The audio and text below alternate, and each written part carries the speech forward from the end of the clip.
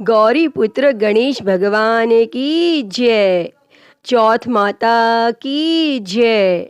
प्रिय भक्तजनों, आप सभी को भाद्रपद मास की बहुला चौथ की हार्दिक शुभकामनाएं। चौथ माता की कृपा आप और आपके समस्त परिवार पर सदैव बनी रहे।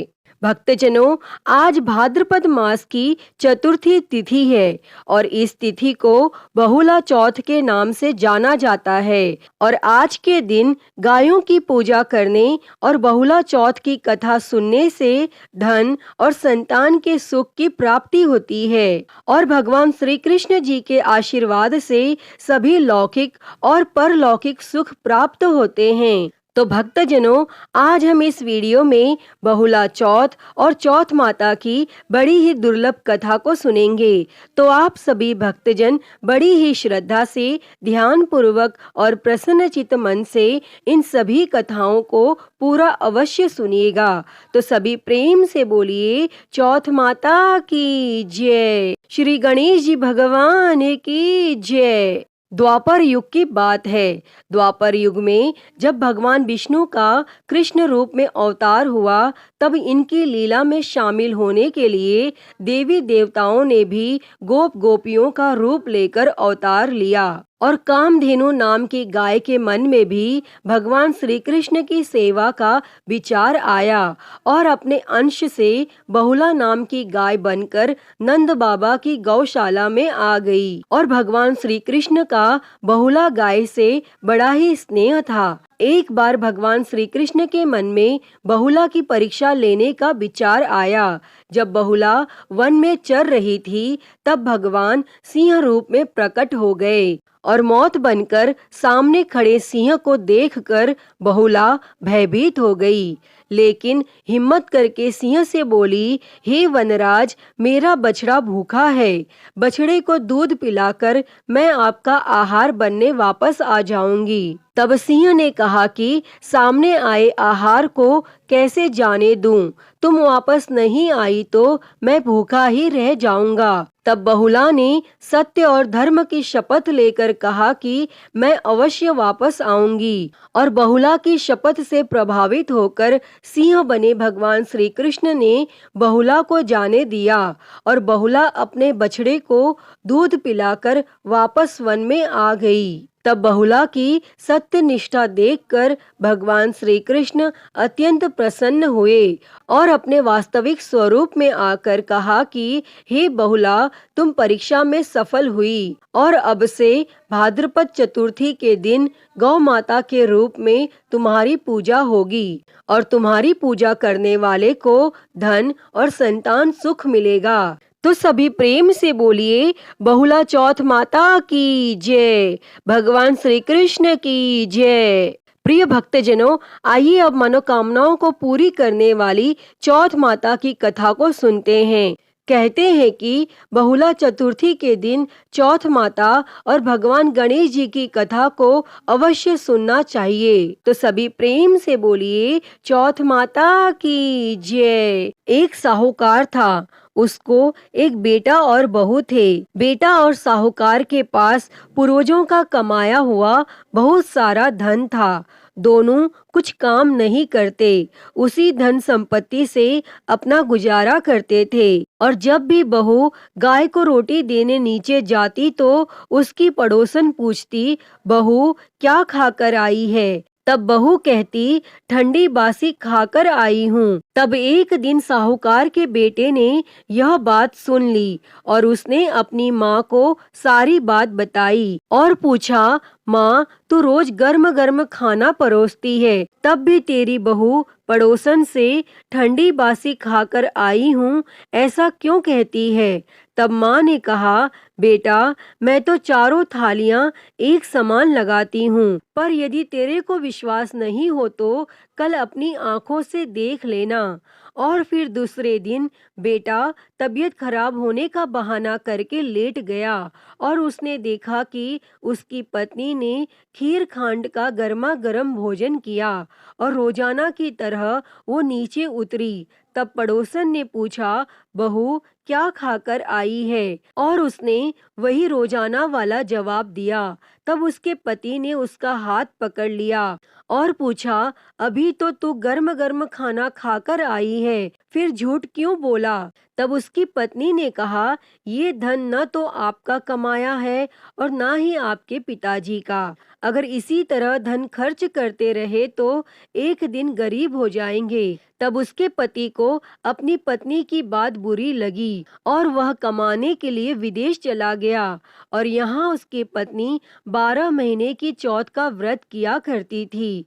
उसके पति को विदेश में रहते हुए 12 वर्ष बीत गए। तब चौथ माता और बिंदायक जी ने सोचा कि इसके पति को बुलाना चाहिए, नहीं तो इस कलयुग में हमें कौन मानेगा और कौन पूजेगा। तब चौथ माता ने उसके पति के सपने में जाकर बोली कि तू घर चला जा, तेरी पत्नी तुझे बहुत याद करती है। तब उसने कहा, हे चौथ माता, मेरा कारोबार फैला हुआ है, इस तरह छोड़कर नहीं जा सकता।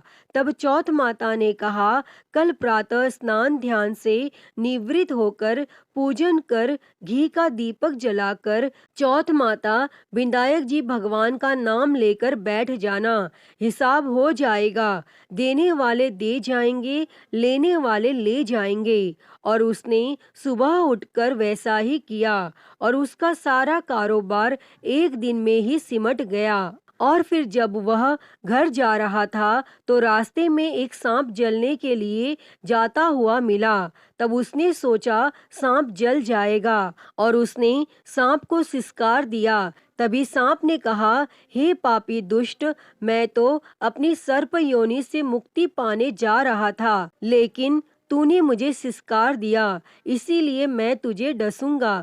तब वह लड़का बोला, हे सर्पराज, तुम मुझे अवश्य डस लेना, बस मैं एक बार अपनी माँ एवं पत्नी से मिलना चाहता हूँ। आप कल रात मुझे डस लेना, मैं आपको वचन देता हूँ। और जब पति घर आया तो बहुत उदास था। माँ और पत्नी से मिला और अपने कमरे में जाकर सो गया। तब पत्नी के पूछने पर उसने सारी घटना बता दी और उसकी पत्नी बहुत चतुर थी। उसने पहली सीढ़ी पर दूध का कटोरा रख दिया, दूसरी पर बालू मिट्टी बिछा दी, तीसरी पर फूल की पंखुड़ियां बिखेर दी, चौथी पर इत्र छिड़क दिया, पांचवी पर गुलाल बिछा दी, छठी पर मिठाई रख दी और सातवीं पर सत्तू डाल दिया और अपनी चोटी नीचे लटकाकर कमरे का दरवाजा खुला छोड़कर सो गई। और तब सांप आया, उसने दूध पिया, बालों में किलोर कर बोला, साहूकार के बेटे, तूने सुख तो बहुत दिया, पर वचनों से बंधा हूँ, डसूंगा अवश्य। और सातों सीढ़ियों पर उसने ऐसा ही कहा। और जैसे ही वो डसने लगा तब चौथ माता और विनायक जी ढाल और तलवार बन गए और सांप के 4 टुकड़े कर दिए। तब सीढ़ियों पर खून ही खून हो गया और सांप की पूंछ का एक टुकड़ा लड़के की जूती में गिर गया। तब उसने सोचा कि जब यह अपनी जूती पहनेगा तब डस लूंगा। और उसकी पत्नी प्रतिदिन चींटियों को आटा खिलाती थी। तब चींटियों ने सोचा कि इसकी पत्नी हमें हमेशा शक्कर आटा खिलाती है, इसलिए इसकी रक्षा करनी चाहिए। और सभी चींटियों ने मिलकर उसकी पूंछ को खोखला कर दिया और जैसे ही सुबह हुई वहां खून ही खून था। और माँ यह सब देखकर रोने लगी। उसने सोचा मेरे बेटे बहू को किसी ने मार दिया है। तब माँ की आवाज सुनकर बेटा उठा और बोला, माँ, हमारा बेरी दुश्मन मरा है। और पूछने लगा कि मेरे पीछे से किसी ने धर्म पुण्य किया था क्या? तब माँ बोली, मैंने तो कुछ नहीं किया। और पत्नी से पूछा तो पत्नी ने कहा, मैं 12 महीने की चौथ माता का व्रत करती हूँ, इसलिए चौथ माता विनायक जी भगवान ने हमारी रक्षा करी है। तब सासू जी बोली, मैं इसको 4 समय खाना देती थी, तो फिर इसने चौथ का व्रत कब किया? तब बहू बोली, एक समय का खाना गाय को खिलाती थी, एक समय का ब्राह्मणी को देती थी, एक समय का जमीन में गाड़ देती और एक समय का चौथ का पूजन कर चांद को अर्घ देकर मैं स्वयं खाती थी। यदि विश्वास नहीं हो तो पूछ लो। और जब गाय माता से पूछा गया तो गाय के मुंह से पलाश के फूल गिरने लगे। और ब्राह्मणी से पूछा तो उसने हामी भर ली। और जमीन खोदकर देखा तो सोने के चक्र मिले। तब उसने सारी नगरी में कहलवा दिया, सब कोई चौथ माता का व्रत करें। व्रत करने से अन्न, धन, लाज, लक्ष्मी, संतान की प्राप्ति होती है। जैसी जिसकी मनोकामना होती है, चौथ माता उसे अवश्य पूर्ण करती हैं। अतः हे चौथ माता, जैसे आपने बहू के पति की रक्षा करी, वैसे ही इस कथा को कहते, सुनते और हुंकारा भरते सभी की करना। तो सभी प्रेम से बोलिए, चौथ माता की जय। प्रिय भक्तजनों, आइए अब सुनते हैं सभी मनोकामनाओं को पूरी करने वाली अगली कथा। एक नगर में एक बूढ़ी माँ रहती थी। वह अपने बेटे की सलामती के लिए 12 महीनों की चौथ का व्रत करती थी। हर चौथ को पंसारी से थोड़ा सा गुड़ और घी लाकर 4 लड्डू बनाती, एक बेटे को देती, एक से पूजा करती, एक हथकार के लिए निकालती और एक चांद उगने पर खुद खा लेती। एक बार उसका बेटा ताई से मिलने गया और ताई ने चौथ का व्रत रखा था और ताई से उसने पूछा, माँ तो 12 चौथ करती है। ताई बोली, तेरी माँ तेरी कमाई से तरमाल खाने के लिए 12 चौथ करती है। तू परदेश जाए तो वह एक भी चौथ नहीं करेगी। तब लड़के को लगा ताई सच कह रही है और घर आकर उसने अपनी माँ से कहा, मैं परदेश जा रहा हूँ और यहाँ तू मेरी कमाई खाने पीने में उड़ा देती है। तब माँ ने समझाकर रोकना चाहा, पर बेटा नहीं माना और माँ ने उसे साथ ले जाने के लिए चौथ माता के आंखें दिए और कहा, मुसीबत में यह आंखें तेरी मदद करेंगे। और वह आंखें लेकर रवाना हो गया और घूमते हुए एक नगर में पहुंचा। उसने देखा एक बूढ़ी माँ रोती जा रही थी और पुआ बनाते जा रही थी। उसने कारण पूछा तो बूढ़ी माँ ने कहा, बेटा, इस नगर की पहाड़ी पर एक दैत्य रहता है। पहले वह नगर में आकर कई लोगों को खाने के लिए मार देता था और अब राजा हर घर से एक आदमी दैत्य के पास भेज देता है। और आज मेरे बेटे की बारी है, इसीलिए रो रही हूँ और उसी के लिए पुए बना रही हूँ। तब वह बोला, तू पुए मुझे खिला दे, तेरे बेटे की जगह मैं चला जाता हूँ। तब बूढ़ी माँ ने खीर पुए उसे खिला दिए और खा पीकर वह सो गया। और रात को राजा के सैनिक आए तो बूढ़ी माँ ने उसे भेज दिया और दैत्य के सामने पहुँचने पर उसने चौथ माता के आंखें दैत्य की तरफ फेंक कर कहा, हे चौथ माता, यदि मेरी माँ मेरी सलामती के लिए व्रत करती है तो दैत्य का सिर कटकर गिर जाए। और तुरंत दैत्य का सिर कट गया और वह लड़का वापस आ गया। तब राजा ने उसे उपहार देकर विदा किया और चलते हुए एक दूसरे राजा के नगर में पहुंचा। और इस नगर में आवा तभी पकता था जब एक इंसान की बलि दी जाती थी और सिपाहियों ने उसे पकड़कर आवे में चुन दिया। लड़के ने आंखें आवे में डाले और कहा, हे चौथ माता, यदि मेरी माँ मेरे लिए व्रत करती है तो आवा मेरी बलि लिए बिना ही झट से पक जाए। और आवा तुरंत पक गया। आवे में से मिट्टी की जगह सोने चांदी के बर्तन निकले। अंदर से लड़का बोला, बर्तन धीरे धीरे निकालना, मुझे लग नहीं जाए। तब राजा ने उसे निकलवाया और पूछा, इस आवे से तुम बच कैसे गए? तब लड़के ने बताया कि उसकी माँ चौथ माता का व्रत करती है और व्रत के कारण ही वह बच पाया। लेकिन राजा को विश्वास नहीं हुआ और उसने एक चांदी की सुराही मंगवाई और कहा कि सुराही की नली से निकल कर दिखाओ, तभी मुझे विश्वास होगा। और तब लड़के ने चौथ माता को याद करके आंखें सुराही में डाली और कहा, मैं भौरा बनूं, सुराही से निकलूं। और लड़का भौरा बनकर सुराही से निकल गया। तब राजा ने खुश होकर राजकुमारी की शादी उसके साथ करवाई और सभी लोगों को चौथ माता का व्रत करने को कहा। तब उसे अपनी माँ की याद आई और उसने राजा के पास जाकर खुद के नगर जाने की इच्छा जाहिर की। तब राजा ने रथ, घोड़ा, हाथी और खूब सारा धन दहेज देकर उन्हें विदा किया और चौथ के दिन अपने नगर पहुंचा। वह अकेला पंसारी के यहाँ माँ का इंतजार करने लगा। सोचा, चौथ है तो माँ यहाँ जरूर आएगी। और थोड़ी देर बाद लकड़ी टेकती हुई माँ आती दिखी। उसकी माँ की आंखों में जाले आने के कारण दिखना कम हो गया था और लड़के ने जानबूझकर अपना पैर लकड़ी के आगे लगा दिया। कहने लगा, बल रे पूत, कांटे मेरे पैर में लगा दी। लेकिन माँ ने उसे नहीं पहचाना। कहने लगी, भैया, मुझे चाहे कितनी गाली निकालो पर मेरे बेटे को कुछ मत कहना। तब बेटा माँ के चरणों में गिर पड़ा। कहा, माँ, मैं तेरा ही बेटा हूँ, मुझे माफ कर दो। तब माँ ने उसे गले लगा लिया और नगर के लोगों ने विश्वास नहीं किया कि वह उसी का बेटा है। बूढ़ी माँ ने चौथ माता को याद करके कहा, हे चौथ माता, यदि मैं अपने बेटे के लिए व्रत करती हूँ तो मेरे स्तन में दूध भर जाए और उसकी सारी धार मेरे बेटे के मुंह में गिरे। तब माँ के स्तन से दूध की धार निकलकर बेटे के मुंह में गिरने लगी और लोग चौथ माता की जय जयकार करने लगे और उस नगर के सभी लोग चौथ माता का व्रत करने लगे। अतः हे चौथ माता, जैसे बूढ़ी माँ और उसके बेटे की सहायता की, वैसे ही हमारी भी करना। इस कथा को कहने, सुनने और हुंकारा भरने वालों पर सदैव अपनी कृपा बनाए रखना। तो सभी प्रेम से बोलिए, चौथ माता की जय। आइए अब सुनते हैं गणेश जी की कथा।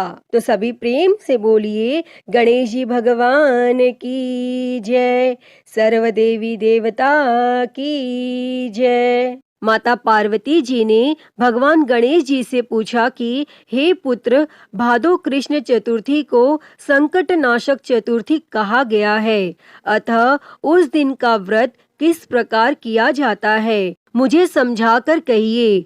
तब भगवान गणेश जी ने कहा, हे माता, भादो कृष्ण चतुर्थी सब संकटों की नाशक, विविध फलदायक एवं संपूर्ण सिद्धियों को देने वाली है। पूर्ण वर्णित विधि से ही पूजा करनी चाहिए। हे माता, इस व्रत में आहार संबंधी कुछ विशेषताएं हैं, मैं उन्हें बतला रहा हूँ। श्री कृष्ण जी कहते हैं, हे युधिष्ठिर, तब पुत्र की ऐसी बात सुनकर माता पार्वती जी ने उनसे पूछा कि आहार एवं पूजन में क्या विशेषताएं हैं, उसे भी कहिए। तब भगवान गणेश जी ने कहा कि गुरु द्वारा वर्णित प्रणाली से इस दिन भक्ति भाव से पूजन करें। चतुर्थी के दिन प्रातः नित्य कर्म से निवृत्त हो तो व्रत का संकल्प करें। तत्पश्चात रात्रि में पूजन और कथा का श्रवण करें। पूर्व काल में नल नामक एक पुण्य आत्मा और यशस्वी राजा हुए। उनकी रूपशालिनी रानी दमयंती नाम से प्रसिद्ध थी। एक बार उन्हें शापग्रस्त होकर राज्यच्युत होना पड़ा और रानी के वियोग में कष्ट सहना पड़ा। तब उनकी रानी दमयंती ने इस सर्वोत्तम व्रत को किया। तब माता पार्वती जी ने पूछा कि हे पुत्र, दमयंती ने किस विधि से इस व्रत को किया और किस प्रकार इस व्रत के प्रभाव से 3 महीने के अंदर ही उन्हें अपने पत्नी से मिलने का संयोग प्राप्त हुआ, इन सब बातों को बतलाइए। तब भगवान श्री कृष्ण जी ने कहा, हे युधिष्ठिर, माता पार्वती जी के ऐसा पूछने पर बुद्धि के भंडार भगवान गणेश जी ने जैसा उत्तर दिया उसे मैं कह रहा हूँ, आप सुनिए। श्री गणेश जी कहते हैं कि हे माता, राजा नल को बड़ी बड़ी आपदाओं का सामना करना पड़ा। हाथी खाने से हाथी और घुड़साल से घोड़ों का अपहरण हो गया और डाकुओं ने राजकोष लूट लिया और अग्नि की ज्वालाओं में घिरकर उनका माल भस्मात हो गया। राज्य को नष्ट करने वाले मंत्री लोगों ने भी उनका साथ छोड़ दिया। राजा अपना सर्वस्व गंवा बैठे। उनकी राजधानी भी उनके हाथ से निकल गई। सभी ओर से निराश और असहाय होकर राजा नल वन में चले गए और वन में रहते समय उन्हें दमयंती के साथ अनेक कष्ट झेलने पड़े और इतना ही नहीं, उनका उनकी रानी से भी वियोग हो गया। तत्पश्चात राजा किसी नगर में काम करने लगा और रानी किसी दूसरे नगर में रहने लगी तथा राजकुमार भी अन्यत्र नौकरी करने लगा। और जो किसी समय रानी और राजपुत्र कहे जाते थे, वे अब भिक्षा मांगने लगे। तरह तरह के रोगों से पीड़ित होकर एक दूसरे से विलग होकर कर्म फल को भोगते हुए दिन बिताने लगे। और एक समय की बात है कि वन में भटकते हुए दमयंती ने महर्षि शरभंग के दर्शन किए। तब उसने उनके पैरों पर नतमस्तक होकर हाथ जोड़कर पूछा कि हे ऋषिराज, मेरा अपने पति से कब मिलन होगा? मेरा भाग्य कब लौटेगा? हे मुनिवर, आप निश्चित रूप से बतलाइए। तब भगवान श्री कृष्ण जी कहते हैं कि दमयंती का यह उत्तम प्रश्न सुनकर शरभंग मुनि ने कहा कि हे दमयंती, मैं तुम्हारे कल्याण की बात बता रहा हूँ, उसे सुनो। इससे घोर संकट का नाश होता है। यह सब कामनाएं पूर्ण करने वाला एवं शुभदायक है। भादो मास की कृष्ण चतुर्थी संकट नाशन कही गई है। इस दिन नर नारियों को एक दंत गजानन की पूजा करनी चाहिए। विधि पूर्वक व्रत एवं पूजन करने से ही हे रानी, तुम्हारी संपूर्ण इच्छाएं पूरी होंगी और 7 महीने के अंदर ही तुम्हारा पति से मिलन होगा। यह बात मैं निश्चय पूर्वक कहता हूँ। तब गणेश जी कहते हैं कि शरभंग मुनि का ऐसा आदेश पाकर दमयंती ने भादो की संकट नाशिनी चतुर्थी व्रत प्रारंभ किया और तभी से बराबर प्रति मास गणेश जी का पूजन करने लगी। और 7 ही महीने में हे राजन, इस उत्तम व्रत को करने से उसे अपने पति, राज्य, पुत्र और पूर्वकालीन वैभव आदि की प्राप्ति हो गई। तब आगे भगवान श्री कृष्ण जी कहते हैं कि हे युधिष्ठिर, इसी प्रकार इस व्रत को करने से आपको भी राज्य की प्राप्ति होगी और आपके सभी शत्रुओं का नाश होगा। यह निश्चय है। हे राजन, इस प्रकार मैंने सभी व्रतों में उत्तम व्रत का वर्णन किया है। यह सब कष्टों का नाश करता हुआ आपके भाग्य की वृद्धि करेगा। अतः ही गणेश भगवान जी इस कथा को कहते, सुनते और हुंकारा भरते सभी पर अपनी कृपा सदैव बनाए रखना। तो सभी प्रेम से बोलिए श्री गजानन महाराज की जय।